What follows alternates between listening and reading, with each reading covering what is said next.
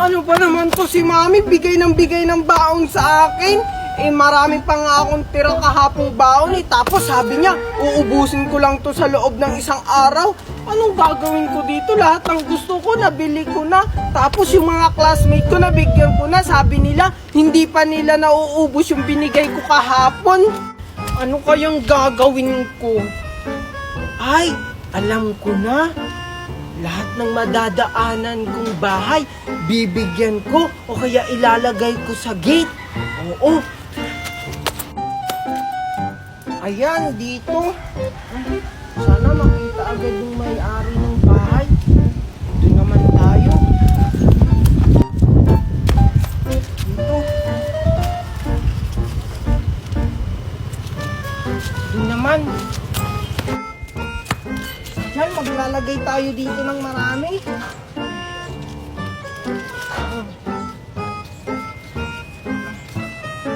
Mabilis makita.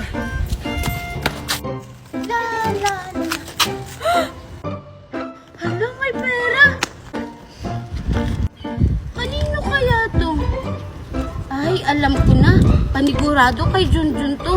Tinatapon niya na lang yung pera niya kasi ang dami niya ng baon. Ayun, may pera pang nakakalat sa kalsada. Pulutin ko na nga lang. Ito pa. Saka ito pa. Ay, grabe na talaga si Junjun. Pati ba naman sa gate ng bahay, nilalagyan niya na ng pera? Wow! Ito pa. Nakakapagod. Ang dami-dami ko pang pera, hindi pa nauubos. Pumasok na nga lang ako sa school. Baka maliit pa ako. Ay! Ano ka ba naman, Junjun? Hindi ka naman tumitingin sa dinadaanan mo. Ayan, tuloy na tumba ko. Hindi ko naman sinasadya, Mimay. Bakit kasi namumulot ka pa ng perang tinatapon ko? Di ba binigyan na kita kahapon? Ibigay mo na lang yan sa iba. Ay, ubos na kasi, Junjun. Binili ko kasi kahapon ng maraming pagkain. Ay, grabe ka naman. Inubos mo agad yung 50k na binigay ko sa'yo. Oo, naubos ko agad yun. Aray, tingnan mo, Junjun. Nagasgasan tuloy ako. Mag-sorry ka. Dito. Anong klaseng daan to, Mimay? Ang kate-kate. Ano ba naman to, Mimay? Niloloko mo lang yata kami. Sumunod na lang nga kayo. Diba yan ang Ang kate-kate? lapit dito. Huwag kayong maingay, ha? Ayun si Junjun, oh. Hala, huwag kang maingay. Kakain kaya to? Kainin ko. Bakit parang may maingay din? Tago kayo. Hala, hindi ako makapaniwala na totoo pala. Paano kaya yun nangyari? Kailangan malaman natin kung ano yung sikreto ni Junjun. Oo nga, anong plano natin? Kaibiganin kaya natin si Junjun para malaman natin kung ano yung sikreto niya. Mimay, Chichay, kung kaibigan kaya natin si Jun. Sige. Oo nga yung sinasabi ng matanda. Isang araw lang, tutubo at mamumungad na. Tapos mga pagkain pa yung bunga. Grabe. Ano? Buto daw? Diba yan yung dala-dala ni Junjun kahapon? Hala, baka may wagang buto yun. Oo nga, yun yung kunin natin tapos itanim. Kasi sa isang araw, tutubo at mamumunga daw yun. Bakit parang may tao dun? Tingnan ko nga. Hala, si Junjun papunta na dito. Takbo! Pinatitibok mo pag pinakikinggan ko. Pinatitibok mo pag pinakikinggan ko. Pinatitibok mo pag pinakikinggan ko. Pinatitibok mo. Gusto ko ang nota mo. Junjun, saan kayo pupunta? Maliligo kami ng swimming pool nila Aling Maribig. Sinong kasama niyo? Sila Tupper at Aling Maribig. At saka ako, maliligo kami ng swimming pool. Ikaw, Queenie, kasama ka rin? Hindi ka naman bagay sa swimming pool eh. Mukha ka ngang pool. Inggit ka lang kasi hindi ka kasama. Magsiswimming kami doon. At saka maraming animals doon. Naku, Junjun, wag niyong isama yan. Sure ako, kapag may ligo yan, lalabo ang swimming pool. Imbis na maging kulay blue, magiging color brown. Hindi totoo yan! Diba, Junjun? Paamoy nga muna ako, Queenie. Oh, diba? Ako na lang yung isama mo, Junjun. Hindi na pwede, Mimay, kasi hindi na kami kasya sa sasakyan. Junjun, Queenie! Ano ba? Tara na!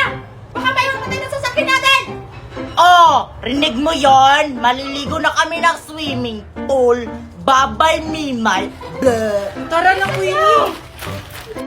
Akala niyo naiinit ako. Maliligo rin kami ng swimming pool. Hindi ko kayo isasama. Nagugutom na ako. Kanina pa ako lakad ng lakad. Dito pa, kain na po. Ayun, may karinderya. Manghihingi na lang ako. Mga apo, ay na akong humingi ng konting pagkain. Nagugutom na kasi ako. Ano? Mangingi ka na pagkain namin? Magtrabaho ka. Tignan mo, matanda ka na kaso wala kang pera. Sige na, Tupper, bigyan natin. Hindi pwede yun kasi magagalit si Mami. Ano? Bibigyan mo? Sige, bigyan mo para ikakatas ko sa sweldo mo. At saka ikaw matanda ka. Malas na ako sa negosyo. Manghihingi ka pa ng pagkain. Umalis ka, alis! Alis! Buti nga sa'yo. Yung matanda. Mami, tignan mo, oh. Kawawa naman yung matanda, pinagtabuyan lang. Grabe naman sila, Aling Maribit. Di man lang binigyan ng pagkain kahit konti. Oo nga, nakakawa naman yung matanda. Anak, ibigay mo doon sa matanda. Natira pa naman tayo. Nakakaawa naman. Sige po, Mami. Lola! O bakit, apo? Ay, Lola, alam ko kasi nagugutom na po kayo. Kaya ito po, pagkain. Salamat, apo. Kanina pa talaga ako nagugutom. Pagpalain ka sana ng may kapal. Ay, walang anuman po. Sige po, Lola, alis na po ako. Teka lang, apo. Bakit po, Lola? May ibibigay kasi ako sa'yo. Sandali lang, ako kunin ko lang. Ito, oh. Ay, talaga po ba, Lola? Sakto magagamit po yan ng mami ko sa pagluluto. Sige, apo, alis na ako. Mag-ingat ka po, Lola. Ang ganda naman ito. Yan ang bagay sa mga mabubuting tao. Bigyan ng hiwaga. Ay naku, yung mga batang yun, mga pasaway talaga. Lolo, nakita ko yung isa, kinuha yung mga candy nyo. Gusto nyo, kunin ko yun sa kanila. Ganun ba? Huwag na lang, apo. Ako na lang yung bahalang magparusa sa mga batang katulad nila. Buti na lang, hindi tayo nahuli ni Lolo. Kaya nga, ang galing mo talaga, Mimay. Siyempre, ako pa. Sige, hatiin na natin to. Basta, sa akin yung marami ha. Ako kaya ang nagkuha. Hala, bakit yung sa'yo yung marami? Ako naman yung nagplano niyan. Huwag na kayong mag-away dyan. Hatiin na lang natin yan ng patas. Sige na nga. Oh, ito sa'yo, Maria. At ito naman sa'yo, Junjun. Ano naman po yung ipaparusa nyo sa kanila, Lolo? Ako na ang bahala sa kanila, apo. Ang parusang ibibigay ko sa kanila ay yung parang maturuan sila ng leksyon. Sige, kainin na natin to. Mukhang ang sarap ng candy ni Lolo. Oo nga, mukhang masarap. Kainin na natin. Tara! Sige.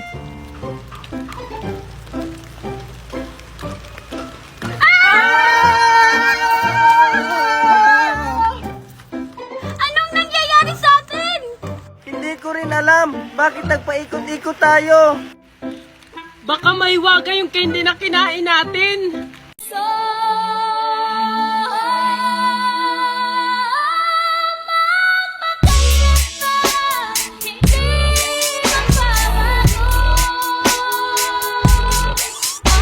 Hala, bakit may kamay? Sino yan? Ay, alam ko na. Baka si Tupper yan. Kasi kanina ko pa siya nakikitang wala. Ano? Hoy, Maribit, yung anak mo nakakahiya. Nakakahiya sa birthday. Diyos ko, kumukuha pa ng pagkain. Hindi pa nagsisimula yung party. Hala, Junjun, mukhang nahuli tayo. Ano? Ikaw kasi, kumuha ka pa. Ayan, tuloy na uli tayo. Maribek, kunin mo yung anak mo! Ang tigas talaga ng ulo mo, ha? Aray! Junjun, Mimay, kayo lang pala dalawa! Ano? Si Junjun at saka si Mimay? Winnie, di ba hindi sila imbitado? Hindi. Diyos ko, yung mga batang yan. Palabasin mo yan dyan, nakakaya. Hindi ko pala anak yan eh. Kaya ikaw, huwag kang magbibintang. Si Junjun at si Mimay lang nasa ilalim yan. Ano? Mimay? Junjun? Hello po, Ninang Magna. Hello po. Now, what you are see? You believe me? Inaanak ko pala yan eh. Mimay, Junjun, lumabas na yan dyan! Diyos ko, Magna. Nakakaya. Ano ba yung mga inaanak mo? Hindi ba yan nakakakain? Malalagot tayo nito. Magna. Bakit nasa ilalim kayo ng table? Ano to? Tago-taguan? Hindi kasi kami imbitado eh. Oo nga. Sabi ni Queenie, hindi kayo imbitado kasi nagti-take out daw kayo. Oo nga. Oh my God, Magna! What do you do? Ako na bahala! Junjun, Mimay, halina, kumain na kayo dito. What? Hala, si Junjun ba yun? Tingnan nyo, tumatakbo. Ayun o! Hoy, Junjun! Oh, bakit? Bakit ka tumatakbo? Halika dito! Kinain ko na ba? Oo. Ah, sige, hindi na. Kasi nagmamadali kasi ako eh. Parang hindi ko pa naman Junjun, ano yung hawak mo? Oo nga, ano yan? Ah, ito.